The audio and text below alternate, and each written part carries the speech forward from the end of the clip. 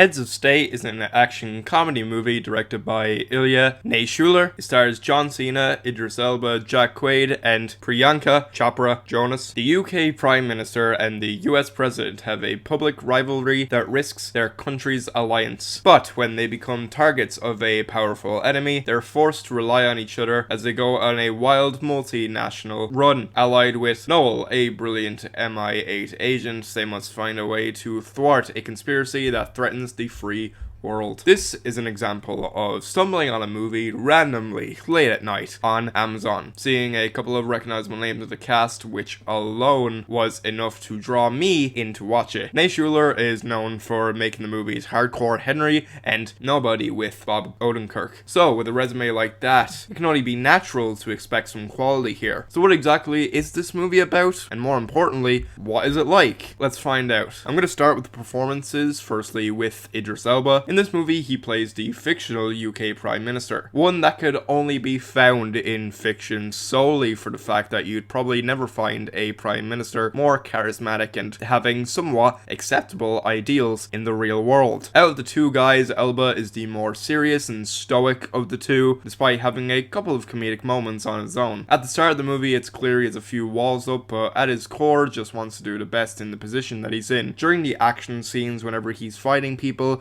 he has a clear, distinct fighting style due to lore of his character, and Elba does a believable job that he could possess these skills. It makes me more eager to see this guy as an option for James Bond, since they are planning to make a new one. Despite him being a Prime Minister, he's extremely likable in this movie through his charm and the way he interacts with characters around him. John Cena plays the President of the United States in this movie. There's some funny commentary with his character, nothing inherently current though, but the context of his character is that he is an actor turned president, possibly a reference to Reagan or even Arnold Schwarzenegger when he ran for governor of California that one time. Like Elba though, Cena makes a much more enjoyable president than America could ever dream of having, especially in this current landscape. In terms of the duo's dynamic, naturally you can probably guess John Cena is the more silly, abrasive one of the two, which he sells really well. He does great at the comedy here, and honestly, just in general, I'm convinced no matter what the quality of the movie is like, I think it can be at least elevated to some extent just for how effortlessly he makes line deliveries and sound somewhat funny, even if the lines themselves aren't. He'll have a delivery or even just a reaction to things going on, and it always garners at least a smile out of me. Like Elba, he has his own distinctive style of fighting, which is more left to chance, while Elba's is more calculated, which was a fun addition. He's also really charismatic to a believable extent, and it was fun seeing the dynamic between him and Elba morph and change throughout the runtime of this movie. Priyanka Chopra Jonas plays an MIA agent that teams up with Cena and Elba. She comes into the latter half of this thing, but for the time she's in it, I thought her character was cool. She has good chemistry with the two leads, exchanging a few glances with Elba, showing the two have history, and even warming up to Cena as the two of them share this good platonic chemistry. As the movie shows, they share a love of puns, which we get a lot of in the writing. The writing lets her character down a little in terms of lending a lot of the exposition to her, but she delivers all of her lines confidently that still keeps you engaged to what she's saying, even if it's in service of solely moving the plot along and giving the viewer information. Jack Quaid shows up for an extended sequence here, but I actually thought the guy did a good job for the character that he is. He's very expressive in the way he speaks and delivers the lines with enthusiasm, which keeps you entertained while his character is on screen. He's featured in an action scene which went in an unexpected way, and I like how Hollywood is pushing Jack Quaid to be in the action while maintaining his comedic chops. I think he does a great job at this type of style. Paddy Considine shows up as the villain in this movie. Funnily enough, this is already the second Amazon movie he's been in this year. The other movie that I talked about on this channel was last month's Deep Cover. He must have been on some contract with Amazon. As a villain, he isn't in the movie very often, but when he's on screen, he does a good job at being threatening. It's kind of something he's able to achieve well whenever he's cast in villain roles. I will say, I think throughout the runtime, his accent fluctuates a lot. He's meant to be this Russian mob boss, but there's occasions where he loses the accent from time to time. It begs the question, why did it just get a Russian actor, especially when the director himself is Russian? This is my only real complaint about his performance though. Admittedly, the plot of this movie is pretty generic, despite this being an original movie which isn't connected connected to an IP at all. We've seen the buddy cop dynamic in action movies many times before. The idea that these two people are opposing personalities that don't exactly get along are forced to work together and eventually along the way discover things about each other that will make them grow to tolerate each other more and more. An enemies to lovers type situation, if you will. With this in mind, it does make the movie pretty generic and sadly pretty predictable at times with the type of story this is. When the initial conflict happens regarding a security breach, you can start predicting who is responsible for causing this conflict. It is a studio movie, so naturally predictability is going to be found here. Interestingly, there's a decent bit of homage in this movie, from visual references to full-on plot points. I swear the opening of this movie is almost a borderline ripoff of the original Mission Impossible movie. Regarding that opening scene, all of the lighting for some reason makes everything just look so fake. It really makes everything look like they were all shot on green screen. There isn't a lot of information behind the scenes of this, so I'm not entirely sure how much was shot on location and what was filmed in front of green screens. There's a decent level of commentary regarding politics in this movie. The comedy at times is a good analogy for how Americans and the British handle their own politics. In a scene where Cena and Elba are answering questions, we see how British politics always dodge around issues and Americans always act more brash. They speak more upfront about issues, whether the two of them are lying or not. Despite the commentary told towards the end of this movie, it does end up being slightly propaganda-esque as we see John Cena boasting about how great NATO is. Despite these flaws, there are some fun sequences, especially some action set pieces here. They're pretty creative, and on a technical level, they're entertaining to watch, which I'll get into in the other sections of this review. This movie has some pretty great moments regarding its cinematography. For the most part, there's some pretty standard stuff, but thankfully there's points where we get really fun moments. I was really surprised by a POV shot evoking the director's previous movie, Hardcore Henry, which is done from the POV of some guy's mouth in this movie. Other pieces of really fun and creative uses of cinematography is during an action sequence where we see a top-down bird's eye view shot. The action scene itself is also fun, but the shot is what elevated it even further. There's occasional cool moments of style, including some whip pans here and there, which add a lot and saves the movie from being more generic than it could be without these types of shots. Moving on to the visual effects, most, if not all, of the visual effects are pretty terrible. It shows the movie may suffer from a lower budget than most other action movies. It is more of a comedy after all, so this aspect makes sense. In the opening scene, like I said before, the lighting makes everything look like it's filmed on a green screen, but along with that, all of the explosions, for some reason, look insanely fake. Faker than most movies. Later on in the movie, when Cena and Elba's plane is attacked, this really shows the issue with the effects, as explosions still look fake. Bodies ragdoll all over the place. This was clearly an aspect that wasn't given enough care and time as maybe it should have. There's two weird montage sequences which are quick enough, but the effects here are pretty rough to watch, and to an extent you could argue it is on purpose since they're meant for comedic value, which is interesting because these segments seem to be inspired by those montages in Bullet Train, and those scenes had a lot better effects. But again, these issues in this movie are most likely a budget issue. The action scenes are pretty cool here, and it was good to see how they handle the scenes through cinematography and editing together. It gives these shots time to breathe since there isn't constant cutting between shots. The shots aren't too close up either, so we actually see what's going on in the action. There's specifically two really great action sequences, one including Jack Quaid, which has really great music choice over it, but besides that, there's a lot of creative ideas in the scene, including a moment where a door is blown off just for the door to be blown back in the villains' faces, which is silly, obviously, but it was really fun. Another action sequence that I was a fan of was this extended car chase. Some of the visual effects still look like shit, but it's insanely entertaining seeing Cena and Elba take out people in such close quarters and coming up with ways to take them out. These are most of the great action scenes here. Most of the other ones are standard shooting scenes, which don't hold too many interesting qualities for me personally. I just wanted to highlight the more great ones that are present in this movie. The music in this movie is pretty good, specifically the licensed music that is used here. It has a great soundtrack with specific selected tracks which suit the scenes they're in. Two of the action sequences I talked about have great pieces of music included in them. The scene with Jack Quaid includes Sabotage by the Beastie Boys, and the car chase action sequence features Kickstart My Heart by Motley Crue. But what they do with this song is include the original song while also extending it and creating a cinematic orchestral version of the song. It added a really cool layer to the movie and went well with the action scene. The score in this movie is composed by Stephen Price, who made music for movies like Baby Driver, Gravity, among a few few other movies. Besides the Motley Crue interpolation, I thought most of the music in this lended itself to being on the more generic side of things. It's very basic, bland action music. During action sequences, it's hyped, filled with string instrumentation. During moments that are meant to be sad, even though any of the conflict that are in these scenes are obviously nothing too big to worry about, as they are predictable in context of the story, but the music that are in these scenes are all solemn. They're just very standard music that, in fairness, suits the scenes that they're in, but doesn't become anything too memorable. Overall, I did like this movie, but it is the definition of just fine. There's a lot of technical aspects that elevate it from being a chore to watch to being something that offers some attention. It's just another streaming movie in what feels like the endless slew of streaming movies, but what we have here is at least an original screenplay that, even though the story itself is utterly generic and predictable at times, Cena and Elba have such palpable chemistry, which is enough for people to stay on board with what they're doing throughout the runtime. I'm giving Heads of State 3 stars. It's a decently acted, well shot romp with some very entertaining action that will keep anyone entertained. It lacks a bit on the effects side of things, which is going to turn many people away, and it is a movie which features a lot of things that have been done many times before in these types of movies. However, if you're like me and you look for movies that aren't sequels, prequels, remakes, or reboots, this is the movie for you, despite the issues I have gone over. So, for the aspect of this being an original movie, I will recommend this. The movie can be found on Amazon Prime. Then with that being said, I do want to preface, obviously, this is not an ad in any way at all. However, I didn't tell you this, but this can also be found as long as you